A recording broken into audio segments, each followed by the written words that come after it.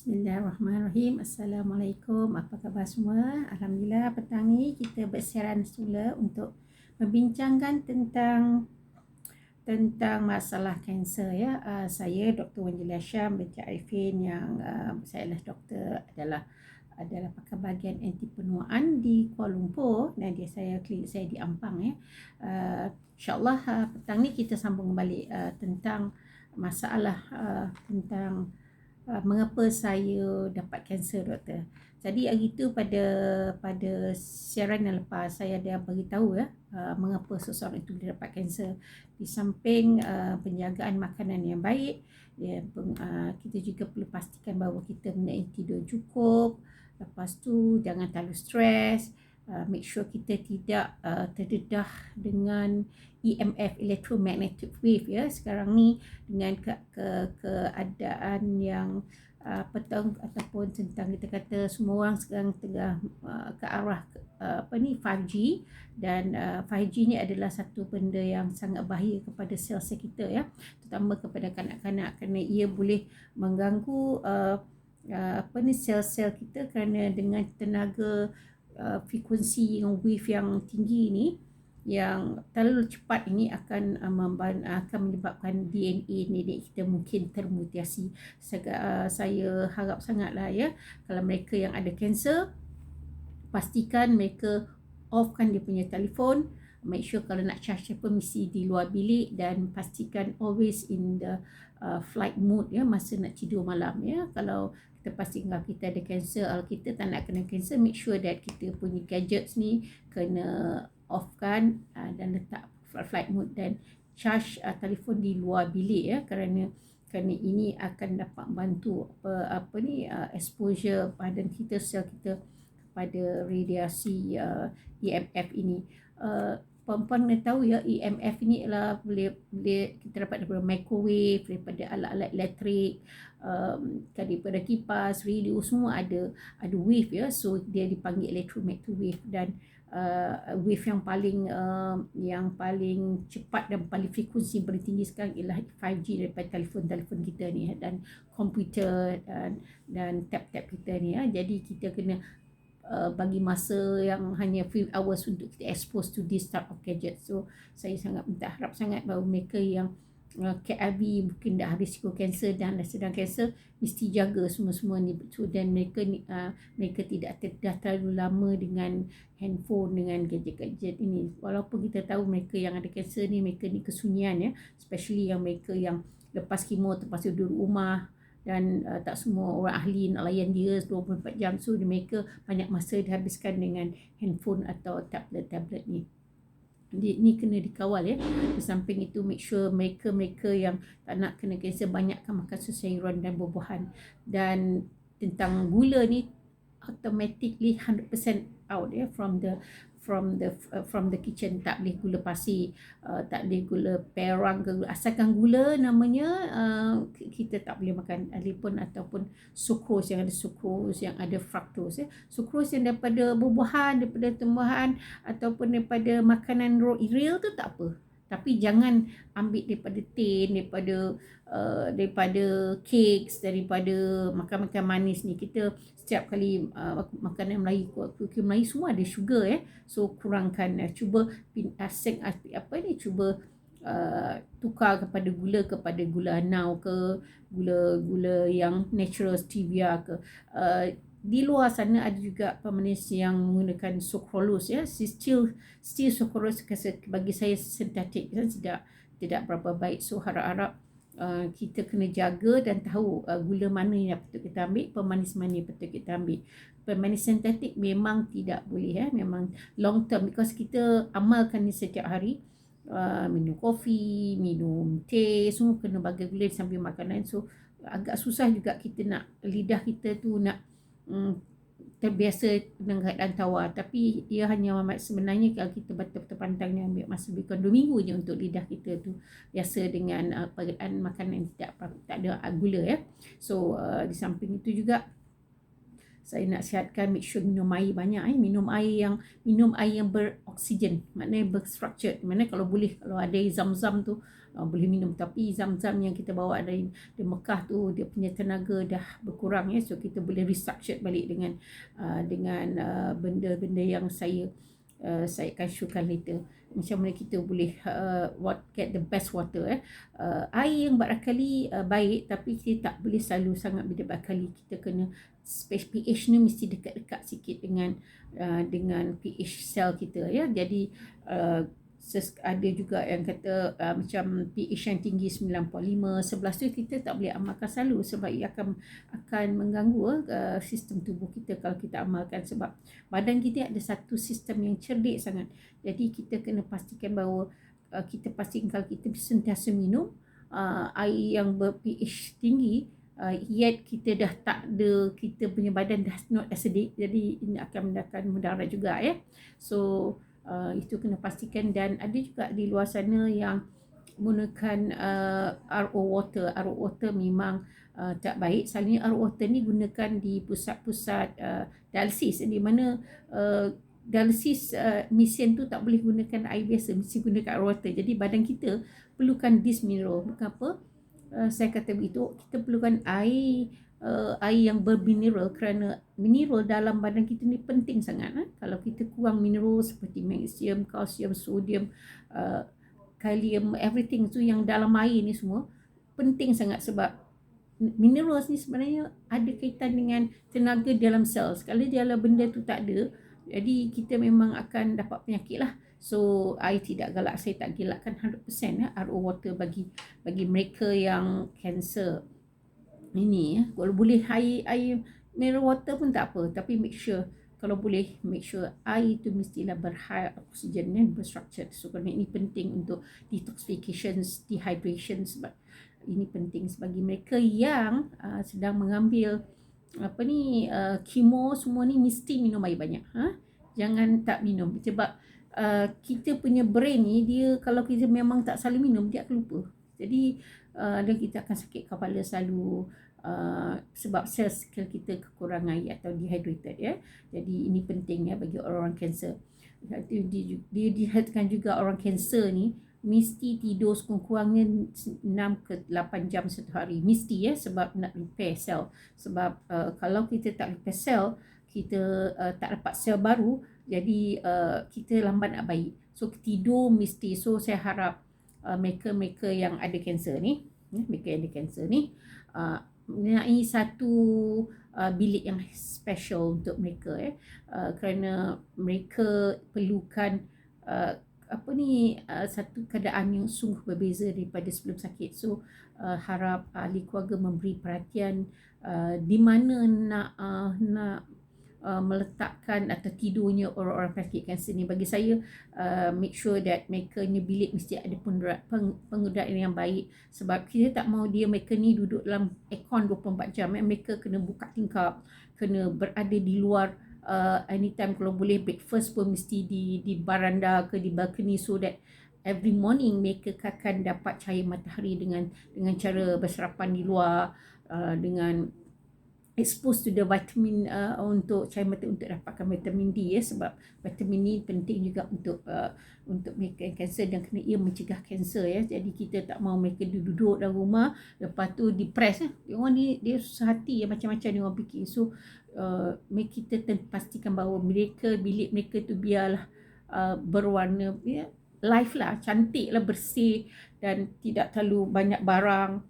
Dan mereka yang akan melawat ke masa kemo ni memang tak boleh hanya pelawat datang lah, sebab mereka imun sistem mereka selalunya rendah. So pastikan bilik mereka tu kalau boleh buat macam hotel lah macam hotel, sebab mereka ni istimewa sebab kita tak tahu, sebab kita nak bagi harapan pada mereka kanser untuk hidup lebih bersemangat kerana ini adalah salah satu cara untuk kita merawat kanser. Sebab dalam merawat kanser ni, kita mesti ada 3 perkara yang perlu kita utamakan. Pernah saya cakap mungkin saya pernah cakap, itu bahagian kesihatan fizikal, kesihatan emotion dan physical spiritual. So make sure that 3 perkara ni ada dalam bilik tu mereka, untuk mudah mereka untuk semayang. Bilik air yang berdekatan dengan bilik mereka, kalau boleh macam hotel tu, jadi senang mereka nak beribadat, senang mereka untuk bersendirian, mengaji,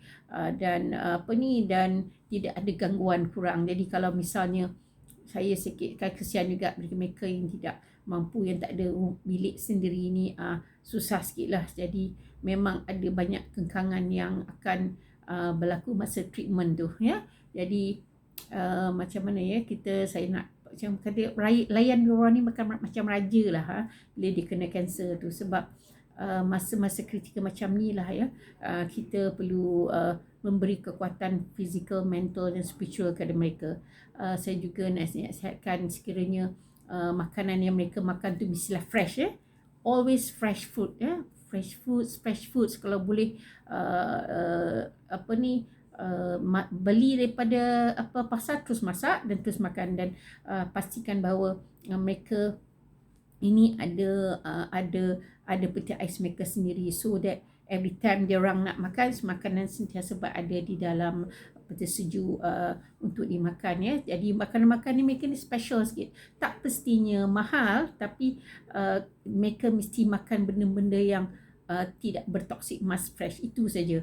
Kalau mereka terpaksa makan bubur, tapi make sure that makanan tu makan ikan fresh, goreng, rebus, bakar. So ini mesti diberi perhatian, ya, dalam segi pemakanan mereka ini. Jadi di samping apa lagi ya yang saya rasa, yang saya cakap tu, mereka juga mesti mempunyai suplemen tertentu untuk diberi, ya. Bagi saya dalam penjagaan kanser sekarang ni, kita boleh bunuh penyakit dengan makanan. Okey, 5 kategori makanan yang perlu kita ada dalam setiap kali kita nak hidangkan mereka yang kanser ni makan.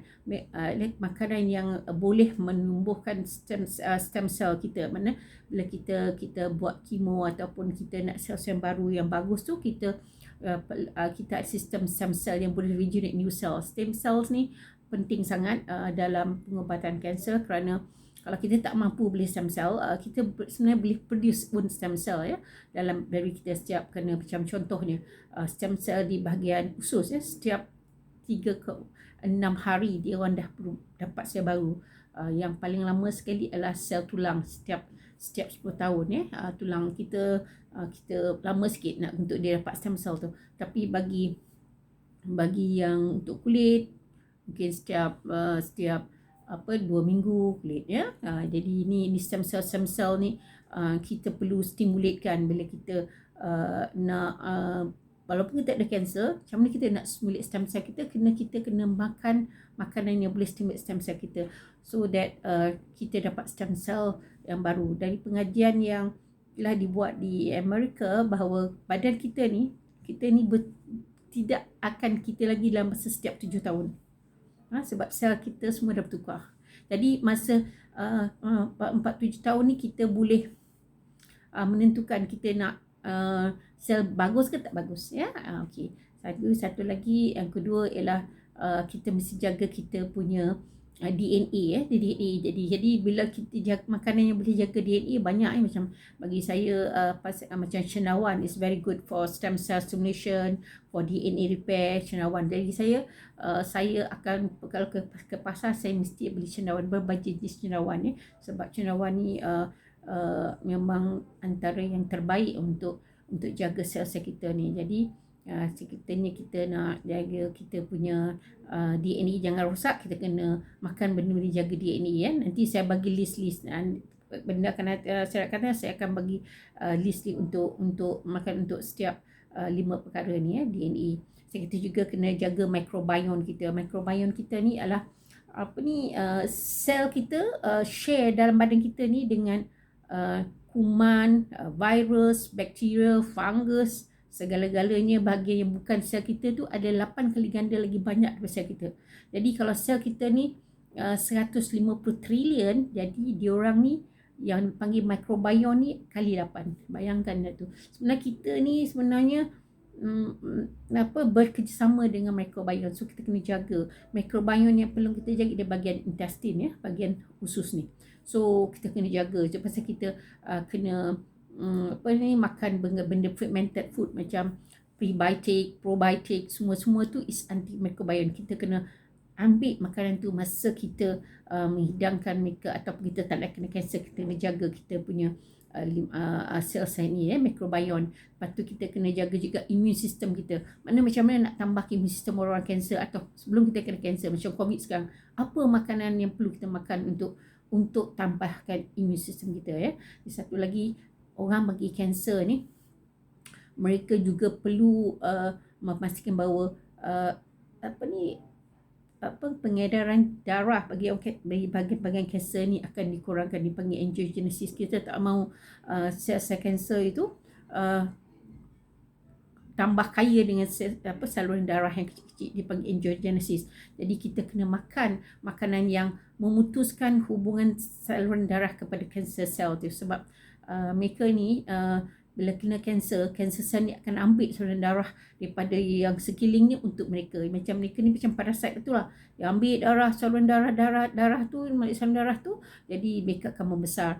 Jadi kita kena pastikan bahawa pemakanan kita tu akan memberhentikan atau akan memastikan terbentuknya angiogenesis ini. Contohnya bagi kita yang normal macam sakit jantung, kita perlukan more angiogenesis sebab bila sakit jantung, kawasan heart attack tu yang kena serang jantung tu dia tak ada saluran darah, jadi dia akan scar. Jadi kita perlu menambah baikkan angiogenesis kalau kita sakit jantung. Tapi kalau kita kanser, kita kena kurangkan angiogenesis di sistem badan kita tu, di bahagian kanser tu. So 5 perkara yang perlu kita jaga semasa kita untuk prevent kita kena kanser, dan kita merawat badan kita kanser, kita kena pastikan 5 aspek sel ni perlu kita beri perhatian melalui pemakanan, kerana uji kaji telah dijalankan. Terlalu banyak research dilakukan oleh saintis-saintis Dr. William Li ni.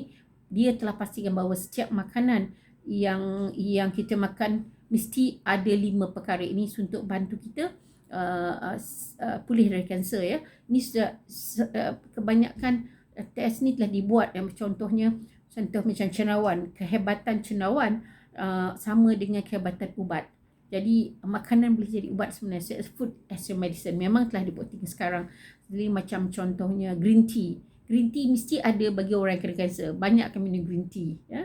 Minum green tea, halia, all these things is, tapi setiap makanan ni macam bawang putih ada chlorogenic acid, dia untuk apa Jadi kalau kita siapkan makanan tu, setiap 5 perkara mesti ada dalam makanan tu, so that kita dapat mengubati, bunuh kanser tu, dan the same time kita boleh generate our stem cell untuk dapat sel baru. Pada hari ini saya hanya buka perkara ini kerana ini penting, sebab dalam saya terpaksa buat ni sebab pesakit saya minta saya buat macam ni, dan saya juga nasihatkan mereka yang sedang menjalani kemoterapi tolong jangan ambil terlalu banyak makanan tambahan atau vitamin, sebab dalam masa kita buat rawatan ni kadang-kadang some vitamins ataupun makanan tambahan tu tidak sesuai masa kita buat kemo. Lepas kemo tak apa. So ini semua kena diperhatikan, kerana kita tak mahu bahawa dengan adanya supplements ni dia akan mengganggu juga rawatan kemoterapi yang kita lakukan ataupun rawatan radioterapi, sebab ada makanan-makanan yang tidak perlu kita makan, tak boleh kita makan masa kemo. Lepas kemo tak apa. Jadi saya nasihatkan juga mereka yang di luar sana jaga diri, jaga kita, dan insya-Allah mereka yang kurang sihat ini kena jaga dari penjangkitan kuman dan mereka yang kanser, kerana mereka adalah yang mudah terdedah kepada COVID ya. Jangan risau, jaga diri, dan insya-Allah kita jumpa pada siaran akan datang mengenai perkara yang lain juga, yang juga mungkin saya akan ulas lagi lebih dalam tentang 5 perkara makanan tadi yang boleh bantu kita untuk mengubati kanser. Sekian, terima kasih.